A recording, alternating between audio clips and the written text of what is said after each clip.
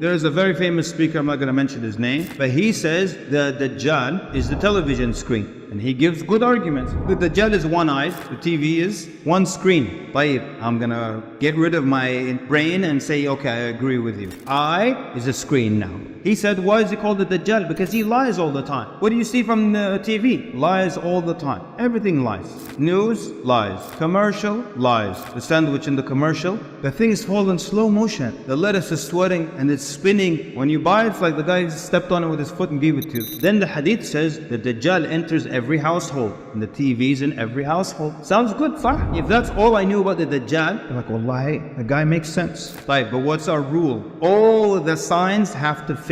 The hadith also says that the Dajjal has a right eye and it's protruding like a grape. The hadith says that on his forehead it says kafir, not Sony. The hadith says that the Dajjal cannot enter Mecca and Medina. Are there TV sets in Mecca and Medina? The hadith mentions that the Dajjal will cut a young man in half. Do they make a TV that does that? If they do, don't buy it. Why would you buy it? So does it match now? It doesn't. There's a speaker who is popular for talking about the signs before the end. He actually has photos of the dam, the barrier of Ya'juj and Ma'juj. He has photos. He said it's broken 12 years ago and they came out. The Dajjal, that's the British. It doesn't even fit. The Dajjal is a human being. And the Prophet ﷺ, when he described the Dajjal, he said, I'll tell you who looks like him. Ibn Qatan looks kind of like him. So that's not a system. That's not a new world order. And because we're dealing with the unseen, one of the biggest red flags is when somebody is certain about something and they give you dates and times and locations. But how is it the unseen if you, Hadratak, you know it so well? How is that possible? If you're listening to anybody who's doing a series on the end of times and they're speaking very precisely, they're giving you dates, they're saying there's no other interpretation, no room for any other explanation, don't listen to that person anymore. Not even a little bit. People will say that al-Mahdi will free Bayt al-Maqdis. Al-Mahdi is going to free Palestine. There's not a single hadith that says al-Mahdi will free Palestine. Not even a fabricated hadith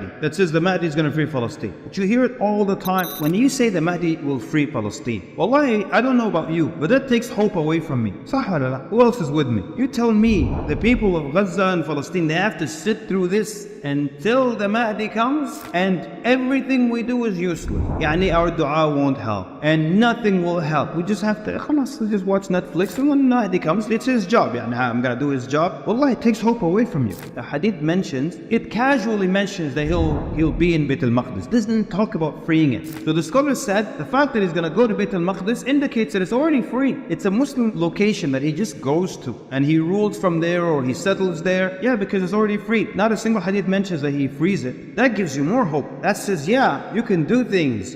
Boycotting, wait till the Mahdi comes. You can't do anything till the Mahdi comes. No, that's not true. Then there are other indications also. The Dajjal, when he comes, he will have 70,000 from the Jews of Isfahan coming with him. Where are they coming towards? Towards Jerusalem. So the scholars said, so why are these Jews not in Jerusalem? And by the way, one of the dumbest things ever is if someone tells you, oh, you said the Jews will follow the Dajjal and that's anti-Semitic. Okay, stop with the nonsense, alright? First of all, the Jews will follow the Dajjal. And guess what, ya Habib? The Christians will follow the Dajjal. The atheists will follow the Dajjal, and the Muslims will follow the Dajjal, mashallah, in droves. Prophet said a man will chain his wife to the pillars of the home so she doesn't go and join the Dajjal. And he says she'll break free and join the Dajjal. So yeah, don't worry. We didn't say just the Jews, Muslims barbu. People are saying nonsense over the internet all the time. This one guy, he said the Dajjal isn't here. And Ya'juj and Ma'juj aren't here. This is because we haven't found them. We have Google Earth. You expected to see the barrier of Ya'juj and Ma'juj. It's thousands of years old. You just, a big door, mathalan. No mud, moss, trees grew over it. There's no rocks on top of it.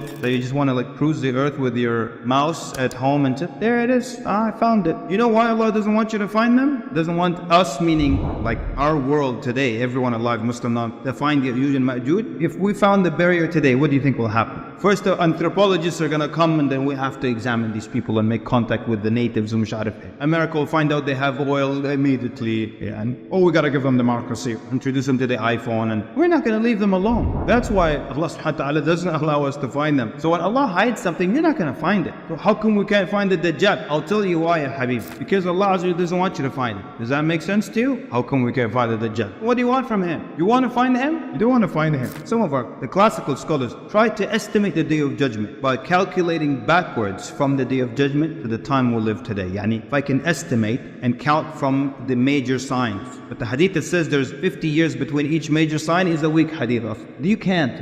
If Allah wants to hide something from you, you're not going to cleverly figure it out.